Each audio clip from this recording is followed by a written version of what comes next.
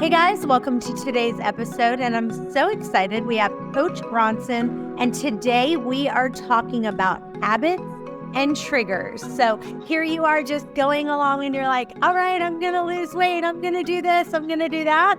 And you have some habits that are not fitting that lifestyle. And we're going to talk about some different triggers that get you off track. So Coach Bronson, welcome. How are you? Thanks for having me on. I appreciate it. So let's talk about some of the things that trigger people to where let's say they have like 4 or 5 days in a row. They're fasting, they're eating clean, they're doing all these things, and then they get triggered. What are some of the top triggers that you're seeing in people that have them just completely fall off the wagon? Yeah. So the triggers that a lot of people deal with are usually emotional.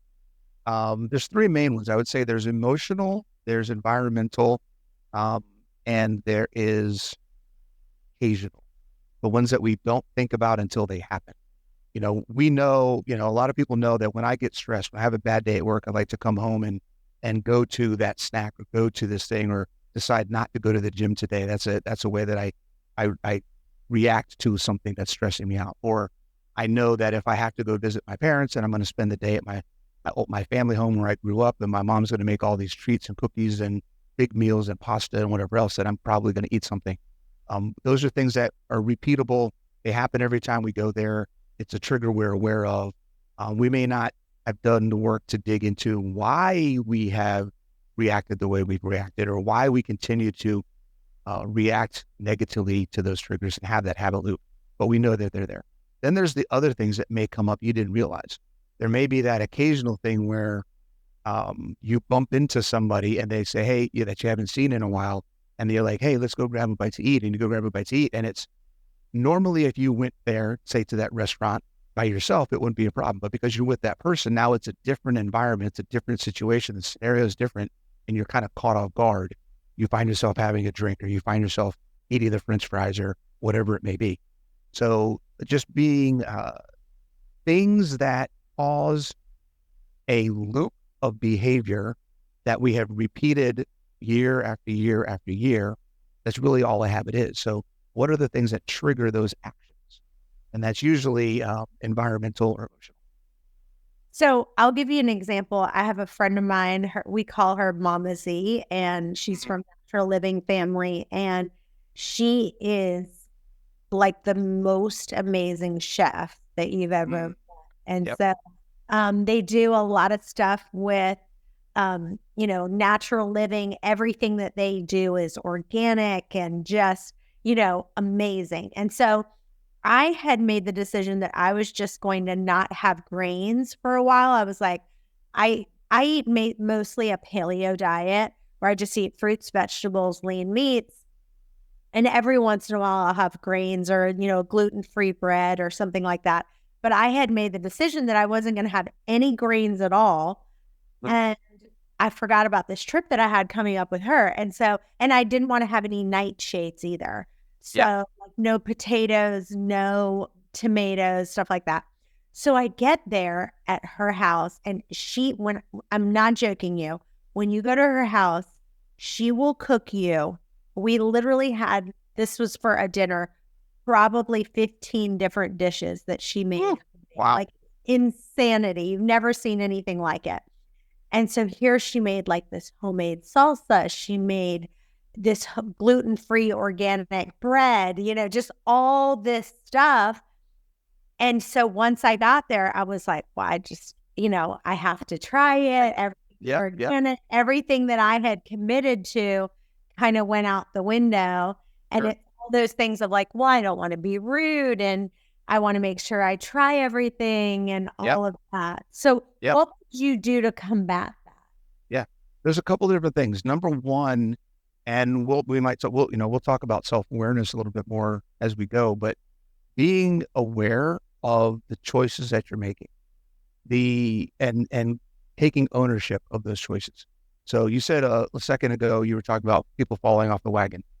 The process of doing something that opposes your stated goals is not falling off the wagon. It is doing something and making a choice to do something that opposes your stated goals. It doesn't happen by accident. And where people kind of mix that up is not being aware of the triggers, not being aware of the habit loops that they have, and doing the work to figure out what's going on and why did I make the choice. I didn't black out and then wake up with this in my hand. At some point I made the choice and accepted that responsibility. So when we're deciding on what we're going to do in those situations, it's the evaluation of, is this going to help me get to my goal, or is this going to keep me from getting to my goal, in very much the same way we look at finances. And right now, most people look at it from the pros and cons, right? What are the cons of making this decision? What is the pros of making the decision? And the issue with using pros and cons is it can be very subjective.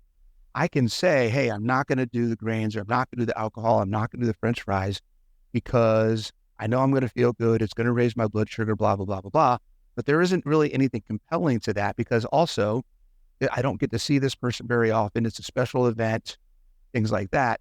And there isn't any emotional or literal connection to the options compared to what are you trying to actually do. If you look at it like you look at finances from a net positive or a net negative discussion, you can say, is this going to move me forward, or is this going to move me backwards? Am I taking money out of my health account, or am I putting money into my health account? Particularly where a lot of people are in a negative balance in their health account, and they're not at a point where they could be or should be taking things and spending money on things that aren't going to help them get out of debt. So when you're in those situations and you're confronted with an option to say, do I want to do this or not do this? The question is this a net negative? Is this a net positive? And then understanding that it's your decision which one you decide to do. Make the decision, do what you're going to do, and then pick up from there and keep moving on with your journey. Did you guys know that 97% of Americans are deficient in at least one mineral? It's true. You need more than a dozen minerals for your body to function at its best. But with the standard American diet, it's almost impossible. So here's where Beam Minerals comes in. Guess what? All you have to do, take one little shot of this one little shot of this one, and guess what? It looks like this, but it tastes like water. Take one shot and boom, in 30 seconds a day, you're getting an entire thing of minerals instead of an entire cabinet of supplement bottles. So with Beam Minerals, we make mineral balance simple.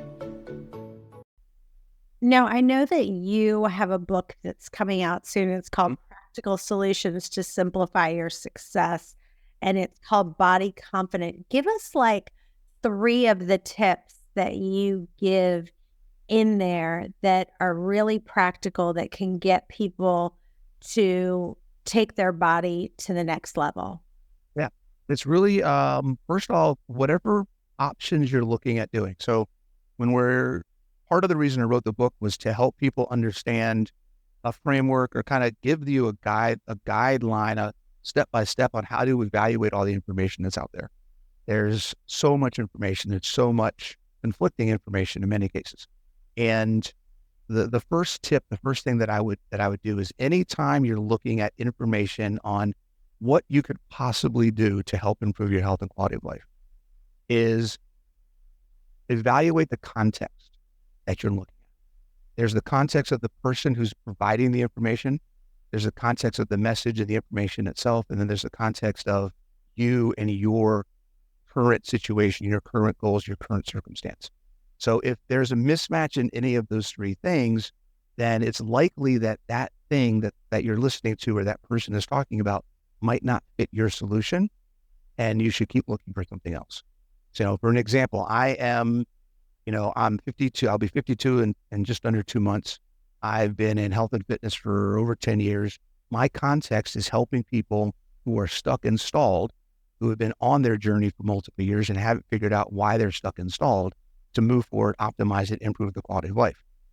I'm not the same person that somebody who is now, this doesn't mean I can't help this person, but the majority of my messaging isn't to this person.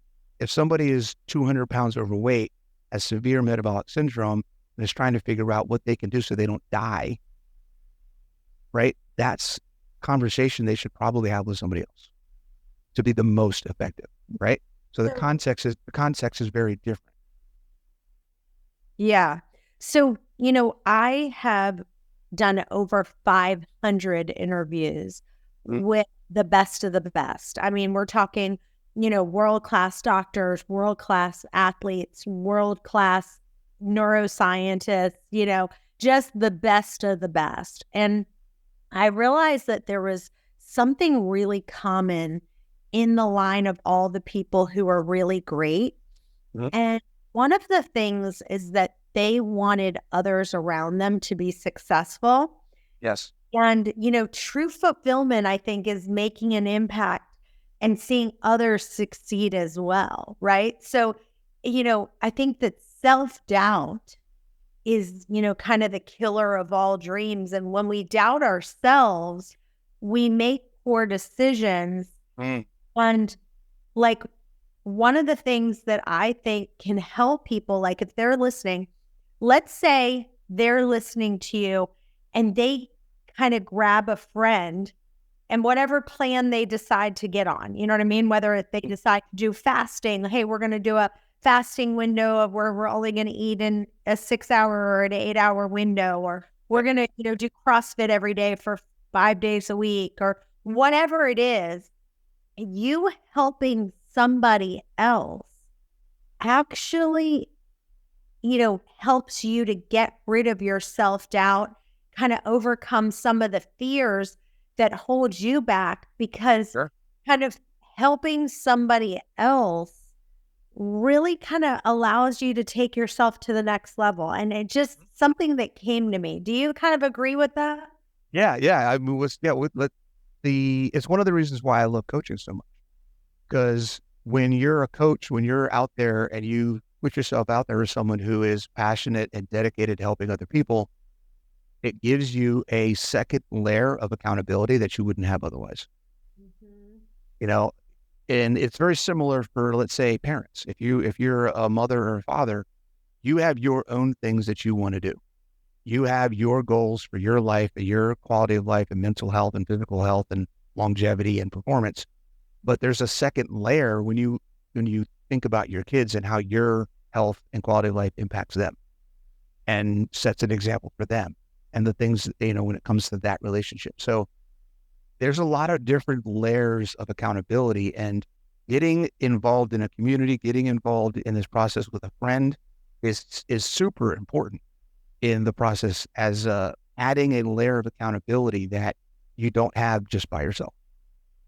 Guys, I just want to interrupt for just a second, and I want you to hear Paul Saladino talk about why liver is so important. And if you don't like liver, we have another option for you.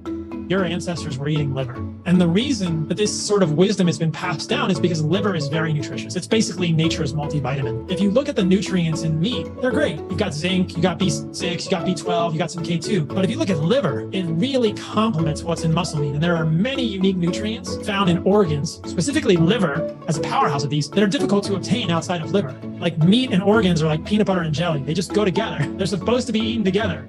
The easiest way to eat liver is just to do it raw. If you don't want to eat liver raw, you can cook it. But the reason that I like to do it raw is because there are unique nutrients in liver that are probably somewhat degraded when you cook the liver. This really is like the most nutrient-rich supplements that you can find, and they are amazing. I have tried them. I absolutely love them. So just go to heartandsoil.co, use the coupon code Chantel Ray, and save you some money there.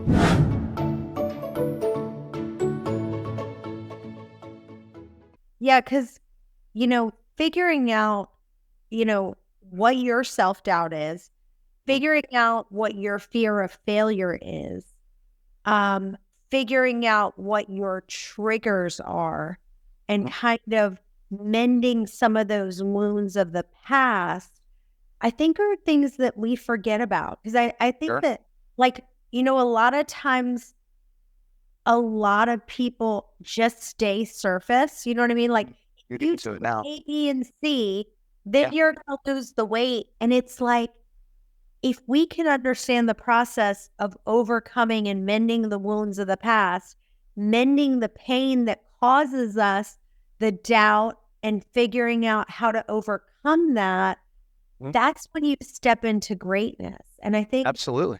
one of the things that I love about you and your book, I feel like you really know how to go deep. And I really love that about you.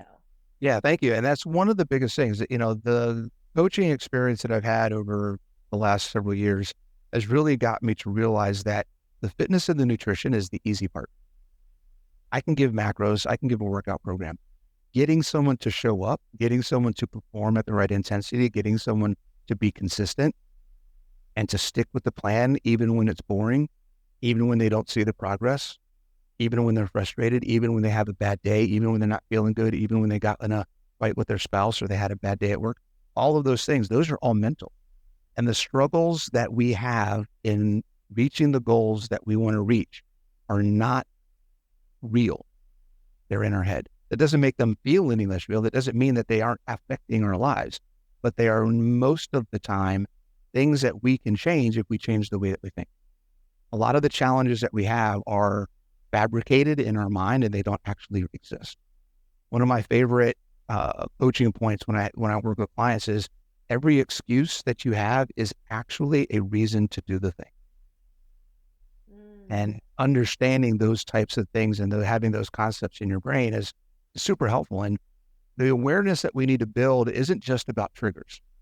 It's about why do we want to do this in the first place? So talking about going deep, the motivation that you have for being on this journey, for showing up every day, for developing grit and being consistent has to come from an emotional connection to your reason that is greater than the emotional connection you have to not do it. And most people don't have that connection. Yeah, a friend of mine, Rory Baden, said one time that you're perfectly positioned to help the person that you once were before. And so like if you just lost 20 pounds, you're perfectly positioned to help someone else with that same pain at this season of life, right? Yeah. And so if you can figure out, and that, like you just said, helps you figure out how you can stay there. Because I will tell you, even when I'm coaching someone else, sometimes I like listen to what I'm saying and I'm like, I don't even realize that I'm saying it. I literally will write it down and I'm like, Chantel, that was really good. You know? I'm like, that I think we've all had that moment. Remember that, you know? And so it's just a matter of really looking at that. So I want you to talk about like the top 3 triggers for weight loss that stops people. So like what happens where they're really going along? Give me some specific things and what they can do to change their mindset so they don't fall off. I think the biggest one, and this may be a little controversial to hear for some of your listeners, but I think the biggest one is focusing on weight loss. Many times when we focus on weight loss, we're focusing on something that can be done 18 million different ways. And there's 1,000 protocols out there. And I mean, if you're looking to lose weight, just stop eating and you'll lose weight. It's that simple. It's not a complicated thing. If you're looking to actually improve your health, your physical ability, and your quality of life, then it's a different conversation. And the things that you would need to do for weight loss are often not as sustainable as the things that you can do for improving metabolic function and your quality of life and physical performance. So that's the first thing that I try to work with my clients is understanding that we're not here to lose weight. We're here to fix how our body works. When we do that, the weight will start to take care of itself. And that's really, I think, the first trap and the first mindset or belief that I start working with my clients on, because we're trying to improve function. We're trying to add to people's lives. The way you add to people's lives is by eating more. In many cases, people need to eat more protein. They need to eat more. They need to stop starving themselves. I have women that I work with every single day who contact me and they're eating 700, 800, 900 calories a day. And it's like, you've got to get more food in you. And most of it's fat and carbs. It's like, where's the protein? Where's the, you can't gain weight, or you can't stop eating and start working out the same time and think that that's going to fix anything. So we have to fuel our body with the things that it needs. We have to work our body the way it needs to be worked, because we're talking about improving function. That's the first thing. The second thing, I think, is being willing to experiment. A lot of triggers and a lot of traps and things that people fall into when it comes to trying to improve their progress is they pick something and then they start identifying with that thing. I'm keto. I'm carnivore. I'm this. I'm that. And they find their little community that they join, and then everything that they do is in that box. What happens when you label what you're doing and you identify with what you're doing is you immediately limit your options when that thing stops working. And you don't know what to do now. Now you don't have anybody that's in your circle that's doing something different. So they're all getting stuck just like you are. No protocol, no tool is going to work 100% of the time for everybody all the time. So being able to understand what are the principles about why this is working for me, and then how can I apply that to different phases in my life as I progress along my journey, that's where the key is. So being willing to experiment, not lock yourself into any one thing, and being able to look at other options and identify, hey, maybe this will work for where I'm at now. I did, one of the things that, I have people that come to me and they're like, hey, I've been doing PSMF for 6 months and I'm stuck. Maybe it's time to stop doing PSMF. Maybe we need to look at something else and see if you're meeting the requirements that you need for food, for overall intake and activity and hydration and all the other different things, like looking at things holistically from where you are. Did you guys know that your thyroid's main food is iodine? And guess what? Mercury and other toxins gobble up your selenium, and your thyroid glands need selenium to convert iodine to thyroxine. So if you have mercury fillings and with all the toxins and mold, your selenium just gets gobbled up. So here's the bottom line. I take something called Peak Thyroid. It's got iodine, it's got copper, and it's got selenium. Everything you need to get your thyroid back to functioning without medicine. So go to chantelrayway.com/upgraded formulas. Use the coupon code ChantelRay to get a huge discount. And I think consistency, is something that people don't realize. Like, I'll give you an example with this podcast. I realized it was funny because one of my friends who they've done, over 500 podcasts, Ben Azadi, and he has the Keto Camp podcast. He's been on. I know Ben and I've been on his stuff. We've talked together. Okay, great. Well, you know what he said? He said something to me. He texted me and he was like, "Hey, congratulations on, being over 500 podcasts." He said, "Did you know that less than 1% of all podcasts can do over 500. And then he said something crazy. He said most podcasts stop at 9 podcasts. Meaning, wow. So they start a podcast and they just don't keep doing it. Yeah. Yeah. They'll do 9 episodes and then that's it. He's like, I had no idea. Yeah. It was like mind blowing. I was like, you're kidding me. He's like, no, because everyone's like, oh my God, this sounds so great. I'll start a podcast, and it's like, I basically want to make sure that we're focusing on doing the actions that support us, right? So you have to act daily. Like for me with this podcast, I do one every single week, and some, I might do 3 in a week now. I haven't missed one in years and years. Every single week I take action, I schedule it, I clear my calendar and I go, I'm just going to, evolve it. I'm going to keep growing it. I'm just going to keep getting, better and better guests on it. And the thing is that in the first 6 months, in the first year, it was like, it wasn't going anywhere. I wasn't getting anywhere with it. It wasn't having a lot of downloads. We didn't have any people sponsoring the show, So, but again, you have to be consistent. And I think that's the piece that people they get to, that 8 or 9 days almost, right? Yes. Podcast. And then they just go, this isn't working for me. This isn't working. Yeah. And that goes into the experimentation piece as well, because one of the mistakes when we talk about experiment, there's two sides of the experimentation coin. One is not being willing to experiment enough. And then the other one is experimenting too much. It's been 2 weeks. I've been doing this for 2 weeks. That's not working. Let me try something else. I've been doing this for 2 weeks. It's not working. Let me try something else. And then you're swinging from high fat to high protein to low fat to low protein to this to that to fasting to not fasting to OMAD to 30-day, 72-hour fast. And you're all over the place. And your body is freaking out. Your mind is freaking out. Your mental health is going to crap. And it's because you haven't given anything enough time to actually work. So being consistent not only allows a period of time for you to evaluate properly what your success and progress is, but it allows for more success and progress to actually happen. I don't know about you guys, but I am stressed. And if you're feeling overwhelmed this holiday season, then I get it. With all the family get-togethers, it is just a relentless source of stress.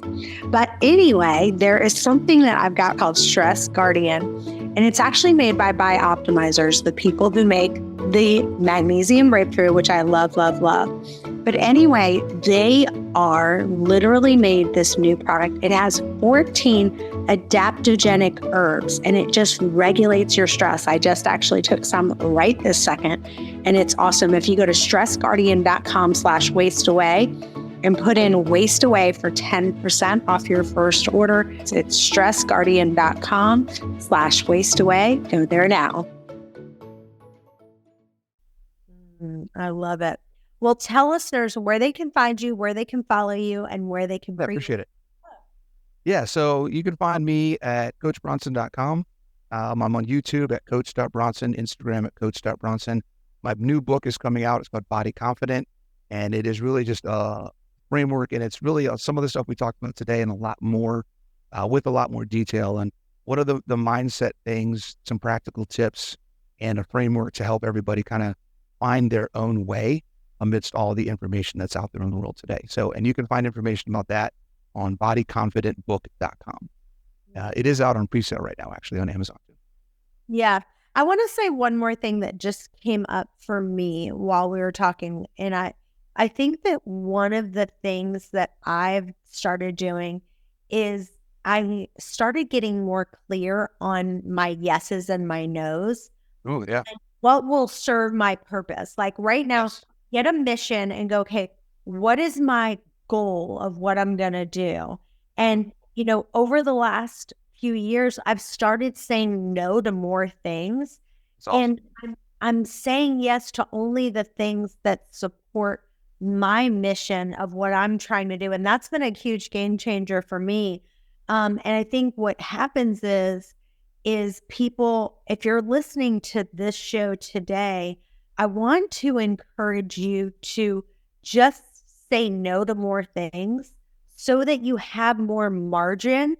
Because if you try to do too many things, it will add stress. And then that's going to then make another trigger for you to just go eat everything under the sun. I like how you said that. Give yourself more margin. Don't think about restriction and I'm losing this and I can't have this anymore and I'm saying no to all these things. You're saying yes to you and yes to the opportunities that you have to grow. The more things that clutter up that space, the less room you have to expand yourself. So I love that. Give yourself more margin. I gotta remember that. Yeah, I love it. Well, you guys go out and pre-order this book, read it. I'm sure you're going to learn so much from it. And you are going to reach your potential and your goals that you never thought you'd reach. So you guys stay tuned. We've got another episode coming up in just a few. Bye-bye for now.